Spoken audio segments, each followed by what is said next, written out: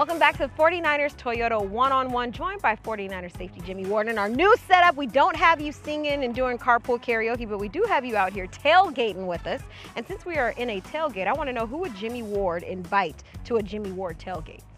George Kittle. That's it. You know. That's all you need. That's a good time, right? Yeah, you know it. All right, which one of you guys is like bringing the food? Who's throwing down on the grill? I think I'll throw down. Yeah, I'll put something on the grill. What do you put on the grill? Of course, I'm gonna throw some steaks on there. I'm gonna throw some potatoes. I like to cook my baked potatoes on there. Throw some shrimp on there too. Okay. Jumbo.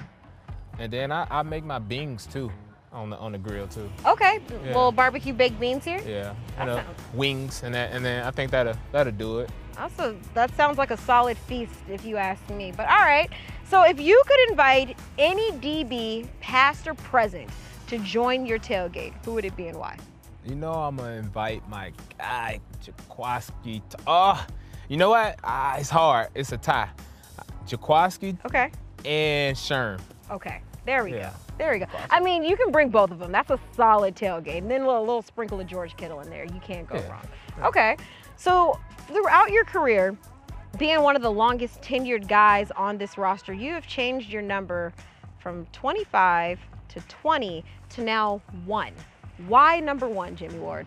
That was the number I fell in love with when I first started off football when I was 9 years old. That was the second number I was given. Actually, it was like a promotion. I had number 47 when I really didn't know what was going on in organized football. But after I proved myself that I was pretty good at football, my coach asked me, did I want number 1? I told him no, but he gave it to me anyway, and that's why I ended up switching back. Wait, why not number 1? Why no? Because I just got used to 47. I didn't really know the difference between a good number or not. But 47 is still good, don't get me wrong. All right, and now 1 is very fitting. Yes. Okay, definitely. I like that. Speaking of number 1, I'm gonna ask you some questions surrounding number 1. Like, what is the number 1 best movie of all time? You know, I'm a big horror fan, so I'm gonna have to go with Annabelle. Okay. 2. Part 2. Not the Part 2. original? Not the first one, but Okay. Annabelle Part 2. Okay, perfect. The number 1 best album of all time? Oh, that's tough. What do I listen to right now? You know, I'm gonna have to go with Future. Can I just say all of his albums? I'll let you get away with that one. I'll let you get away with that one. What is the number 1 thing that Jimmie Ward cannot live without? God. Amen, brother. First and foremost, you know, and my family. I like that. I like that a lot. Who is the number 1 toughest teammate to cover in practice? George Kittle, man, because he kind of figures me out. Bigger body, physical, and I got to battle with him all the way down the field. He's going to finish every play. He blocks. He's aggressive. I think I said that already, but he's aggressive, fast, and he doesn't say much. Even if you make a good play on him, he congratulates you. If he makes a good play on you, he congratulates you. So it's like he's kind of off, but I'd say George Kittle. Okay, all right. Yeah. What is your number 1 favorite thing about the DB room? We got a close bond. Yeah. Yeah, I feel like we're brothers in there. Got some great coaches too. That let us go out there and play. Doesn't overcoach.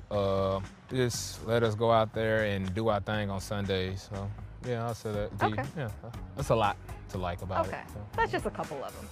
All right, so who would be the number 1 teammate you could rely on if you were stuck on the side of the road and you needed a teammate to come pick you up in this Toyota Tacoma? What teammate could you count on? I say Jaquaski Tart. Even though we argue, like we're brothers, and and I can depend on them, and I trust them on the field. Okay, perfect.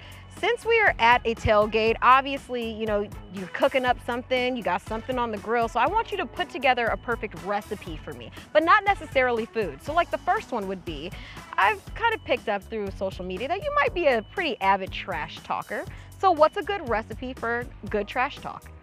Can be a nice insult too, I guess. Your shoes dirty. Oh. I don't know. Not fast enough. I don't know. Even if you lock somebody up, oh man, you pretty good. Nice route, bro. You know that sense of humor. I think my smile and smirk kind of gets people. Okay. I won't say too much. So. Okay. Just show us the smile right there. The smirk smile. That's the one. That's the one right there. All right. What's a good recipe for a good team hype up speech? We've heard you mic'd up. We've heard you commanding the huddle. So what's a good recipe for just being able to command the huddle the way you do? I just tell people just don't look at the game different from practice. Like everything you did in practice, just do it in the game. Trust yourself, play fast, over communicate, and be there for your brother. So something simple, something light, something tight. All right. What is a good recipe for game day swag? We see you coming into Levi Stadium with the fit on. So what's a good recipe? How do you put together a game day outfit? I got better over the years, but I kind of always wear my sleeve. You could throw a sleeve on. Some guys don't throw a sleeve on. Throw some armbands on. Have your cleats kind of match your accessories. Some guys wear a little chain. I wear this, not too big, not too shiny, just right for me. I feel like your swag is really how you play. If you play good, you're gonna look like you got swag out there. There you go. And if you're confident, you're gonna look like you got swag out there. All right.